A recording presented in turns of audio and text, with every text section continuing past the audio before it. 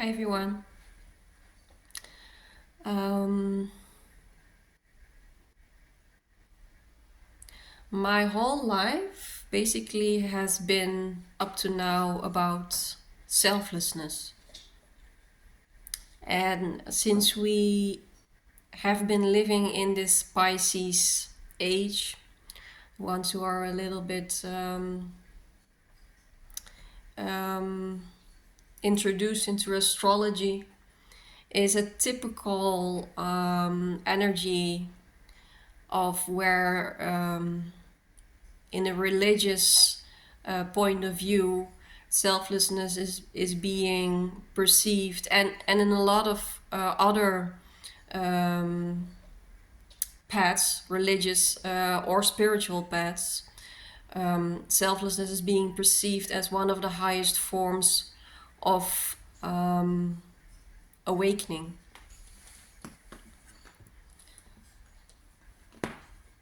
How I'm going to put this? Energies are asking of us to create a self, a strong self, a healthy self. This has never been so potent as in this time frame that we're living right now. And I know with maybe a lot of you guys, this can maybe rub you the wrong way. Like, what the hell is this woman talking about? Me too. I have been deepening myself into esoteric teachings for multiple years, deepening myself into non-duality. But when I'm looking at what is happening in my life at the moment, is that I have to say goodbye to the selflessness. I need to become someone. I need to have preferences or dislikes, and not in a neurotic, addictive, diseased way, but in a healthy way. We cannot interact with one another in daily life if we don't have a self. If we are, I have had a lack of self all my life. What goes with a lack of self? Not knowing what I like, not knowing what I don't like, not knowing what I need, not knowing where my boundaries are. Um, a lot of it has to do with, are we able after this long, because a lot of people who watch this kind of videos have gone through the same process as I did. We have peeled and peeled that onion, and we peeled that onion, and probably if you're an old soul, you have lived a lot of lives in a selfless way. But these this time frame and these energies, especially now we are moving in the Aquarius time frame, in Aquarius era,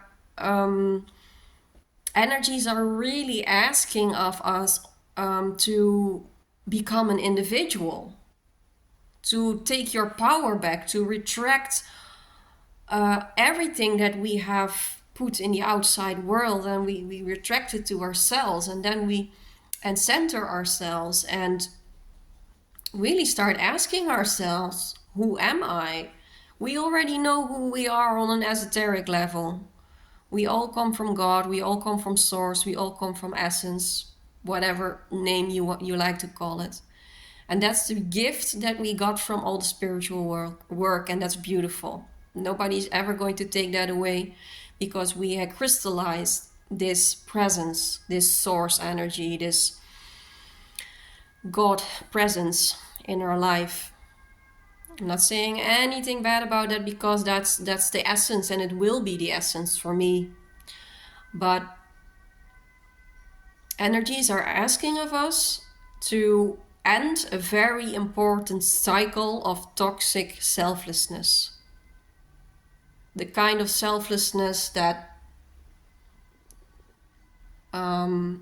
we can use to not engage with our personal development, that we can use to not engage with underlying trauma, the kind of selflessness we use to not engage to address childhood trauma, the kind of selflessness that we use to not engage to address addictive patterns, the kind of selflessness that we use not to see our survival.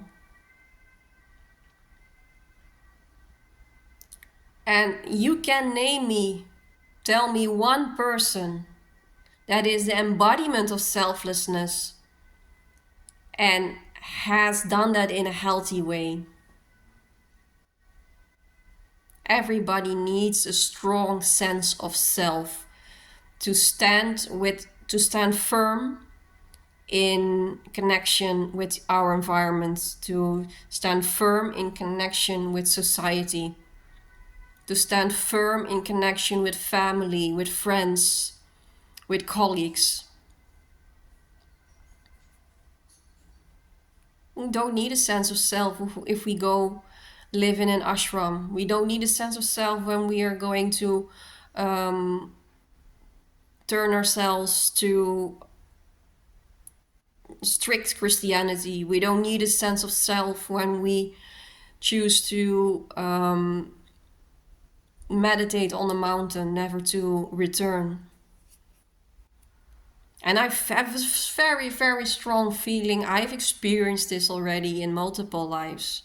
I know how it feels to be void of identity.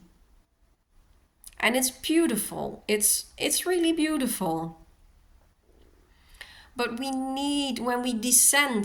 we start descending from that mountain onto the mud, the ground of this earth, where there are very strong energies, where there is a lot of push and pull, where there's a lot of energetic hectics going on and chaos, we damn well need to make sure where we stand in that, how we posture ourselves in that. And energies are inviting us to let go of this kind of spiritual materialism. Because if we look closely at this, if I'm honest with myself, I have gotten way too attached with the divine feeling of selflessness, of just beaming in oneness with Source. It's addictive. It's very euphoric. It's something that I wanted to cling on to, not to, as long as I could.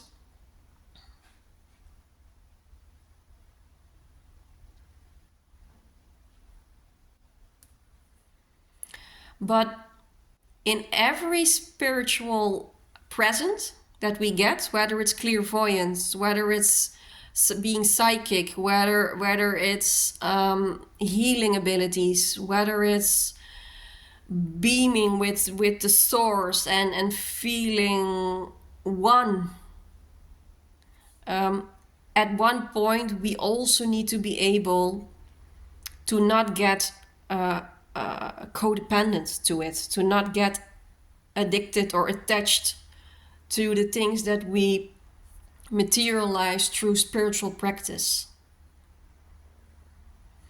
And what I see a lot around me, and also in myself, because that's the reason why I started addressing myself in the first person, is that a lot of people I know walking the spiritual path have lost a healthy sense of self. They cannot, they don't know how to stand amongst others, function in society. Whether it's toxic or not, I'm not talking about those things. I'm not talking about the health of our society or the health of the people around us. What is important, can we create a healthy identity? And so we can put up healthy boundaries. We know when to stop, we know when to engage. It's a step further, you know. It's a step further to when you gain this sense of sensitivity when you awaken. And I know a lot of you guys feel this. When you awaken, you become so sensitive, you become so clairvoyant, and you get all these antennas that before were still asleep. And it can feel very overwhelming when you have been in this spiritual bubble, because a lot of us first were very much engaged in society, then started to waken up, and they retreated. I retreated out of society. I became practically a hermit, spending time in nature, spending time a lot in silence with myself, only reaching out to people of the same kind of frequency. But it can become a bubble, something that you don't want to let go of, because we're scared. We don't know how to hold ourselves, stand strong, firmly in connection with people who don't resonate the way we do. In society, there are a lot of people with lots of different awarenesses and frequencies, but in the end, is it healthy to stay away to avoid these kind of situations? No, because then we are not truly awake, then we're not truly woke. We are avoiding life by clinging on to our spiritual materialism. And I know this is a pretty confronting message I'm talking about right now, and maybe probably some of you are going to react. Hey. Are going to react differently to this. Everybody's allowed to their own opinion. But I just wanted to get this out here. I wanted to share the message about what is being asked of us as a collective, and especially related to the light workers, light bearers, old souls out there. Are we going to keep clinging to our spiritual materialism, or are we going to evolve further? Much love.